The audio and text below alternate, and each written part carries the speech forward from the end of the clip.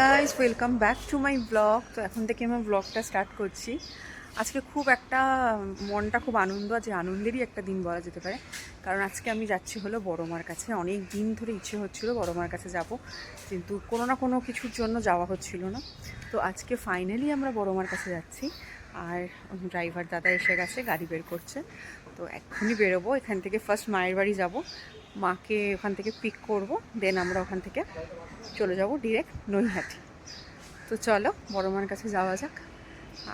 আমি একটু video photo তোলার চেষ্টা করব। আমি জানি না কতটা কি উঠাতে পারবো, তুলতে পারবো, বাট আমি চেষ্টা করব দেখানো। সবাই তো এখন বড় মার কাছে জানোই। তো ওটাই, বেশি কিছু কথা না বলে চলো যাওয়া যাক। আমার গাড়িটার কি অবস্থা, নোংরা হয়ে ক্লিন করানোই হচ্ছে না। ক্লিন করাতে হবে, গাড়ির কাজও করাবো আমি। সামনের দিকটা স্ক্র্যাচ আছে, ওটা পাঠাবো ইসেতে, সার্ভিস সেন্টারে।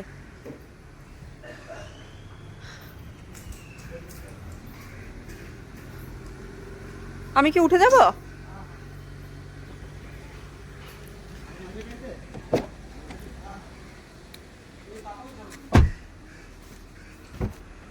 ওই ঘর থেকে ঝাড়ুটা নিয়ে আসলে ওরকম একটা কিনে রাখতে হবে গাড়ির ইসের জন্য। গাড়ি যদি তখন একদমই বার করা হয় না, তো গাড়ি পুরো ধুলো হয়ে গেছে, একাকার অবস্থা হয়ে গেছে। গাড়িটা আমার কাছে আমার সন্তানের থেকে কোনো অংশে কম না, ঠিক আছে? এখন আমি কিছু করতে পারি না, কোথাও বেরোতে পারি না, সেই জন্য ওদেরও যত্ন নেওয়া হয় না।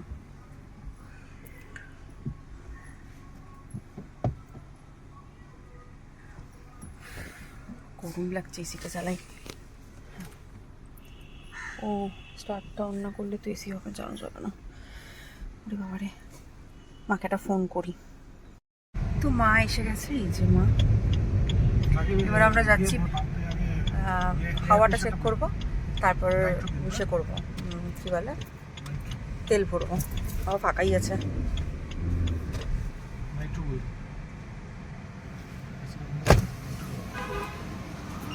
তো নাইট্রো হবে? হ্যাঁ, 33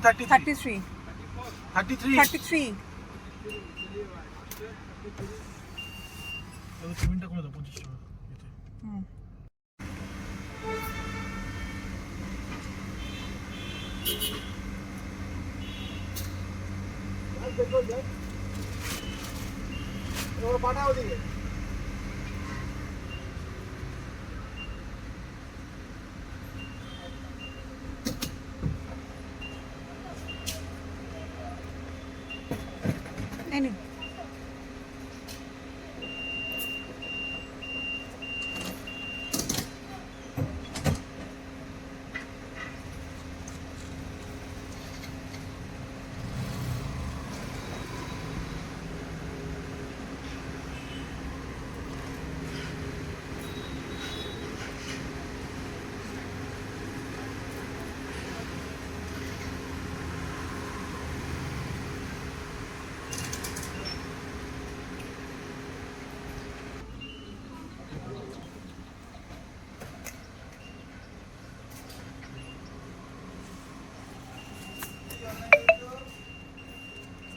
ফাঁকা মেসেজ চলে এসছে।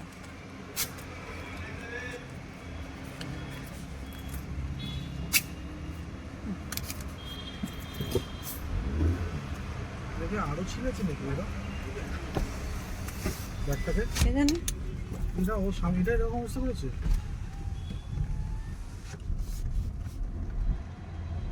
কোন দিকে যাবো? নৈহাটি। হ্যাঁ হ্যাঁ, মোমোর কাজ নেই না, চিনিমিনি না, এটা মোমো করেছে। চিনিমিনি মোমো, হ্যাঁ। এটা তো তোমাদের ওই বাড়িতে ছিল তো একটা, এত বড় বাবুদের ওখানে গাড়ি রেখেছে, ওখানে টানটা শুয়ে আছে। ডাকলাম। তো অয়েল ভরানো হয়ে গেছে আমাদের, এখন যাচ্ছি বড় মার মন্দিরের উদ্দেশ্যে।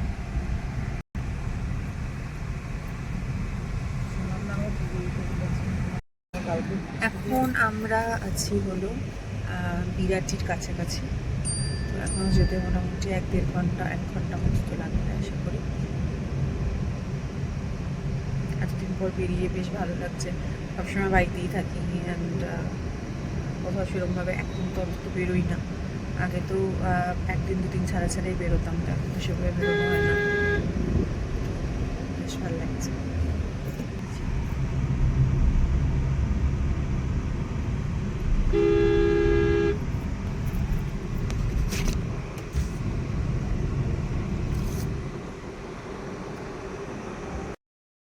তারপর গাড়ি থেকে নেমে আমরা একটু ব্রেক নিতে চলে এসেছিলাম। এসে গেছিলাম চা খেতে, চা খাওয়ার জন্য। কারণ এখানে বসুন্ধরা বলে এটা একটা রেস্টুরেন্ট, এখানে আমরা আগের বারে এসেও চা খেয়েছিলাম। তো ভাবলাম যে এবারও চা খেয়ে নিই।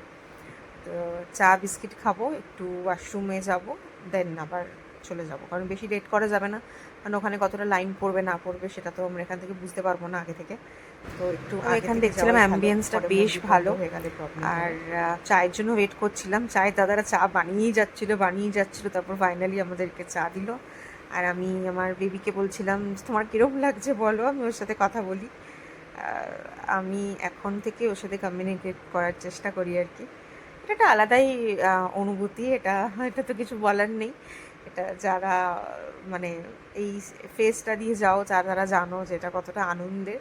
মানে অবশ্যই শরীর খারাপ লাগে, কিন্তু তাহলেও অনেক অনেক অনেক অনেক খাওয়া আমাদের কমপ্লিট হয়ে গেছে।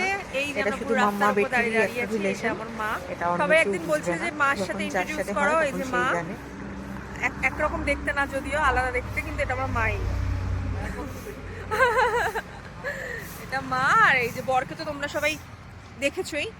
আর ওই যে আমার সারথি দাঁড়িয়ে আছে, এটা আমার মেয়ে, ওর নাম হলো রানী। আমার রানী কুইন খুব নোংরা হয়ে গেছে, ক্লিন করাতে হবে, ওকে স্নান করাতে নিয়ে যেতে হবে। এবার গুটি গুটি পায়ে আমরা বড় মার কাছে যাই। ওই বাবারে,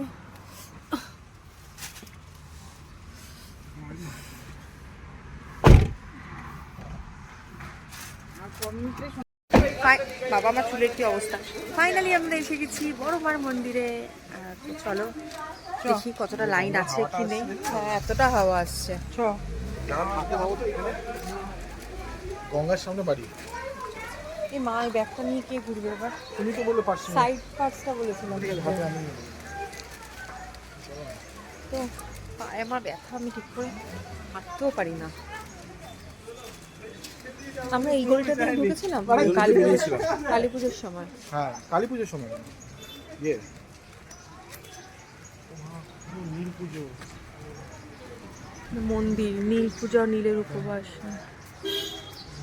মায়ের মন্দির।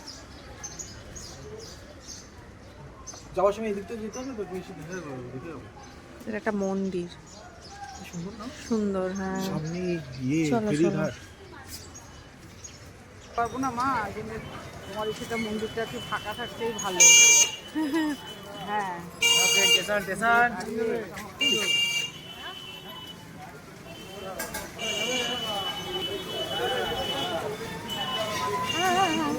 রিক্সা চলে এসছে সামনে।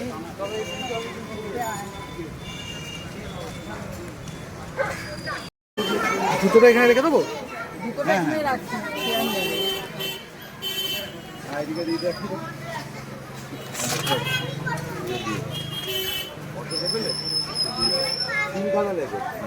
আমাদের তো এটা একটা হলো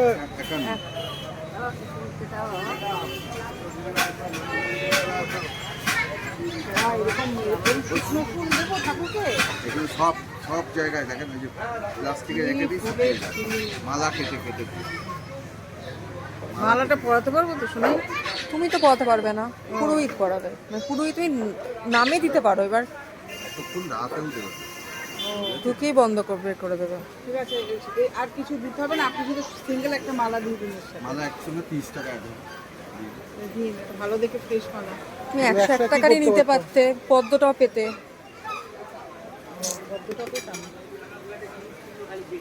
আপনি কি বলবে বলো? এই তো হয়ে গেল। কি বলবে? 51 আর 20 টাকা। 20 টাকার জন্য পেলেন অনেক কিছু। ঠিক আছে। ফাঁকা ফাঁকা। এসে তো এসে টাকা আরে পুজো দিতে যাচ্ছি, এখন ভিক্ষা দাও, আজব কথা।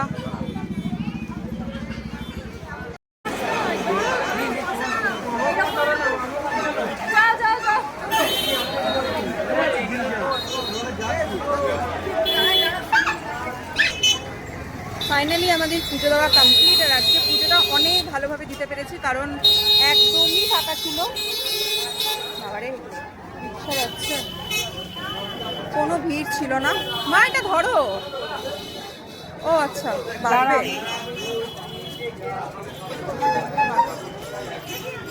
একদমই ফাঁকা ছিল, একটু অসুবিধা হয়নি, খুব ভালোভাবে নিষ্ঠাভাবে আমি পুজো দিতে পেরেছি।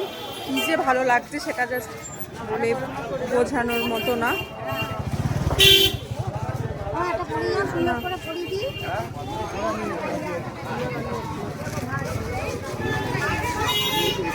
বাবাই সবাই আমার হাতে দিয়ে দিয়েছে।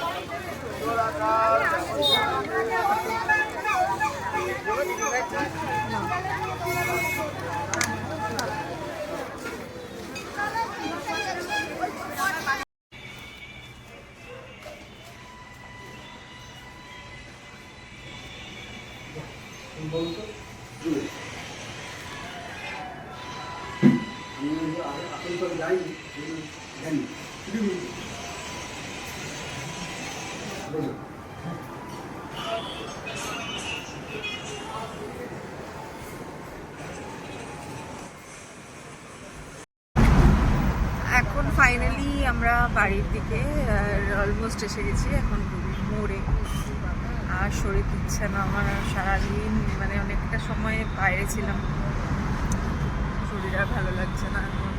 কখন বাড়ি পৌঁছাবো, রুবির কাছাকাছি, বাড়ি যেতে আর বেশি সময় লাগবে না।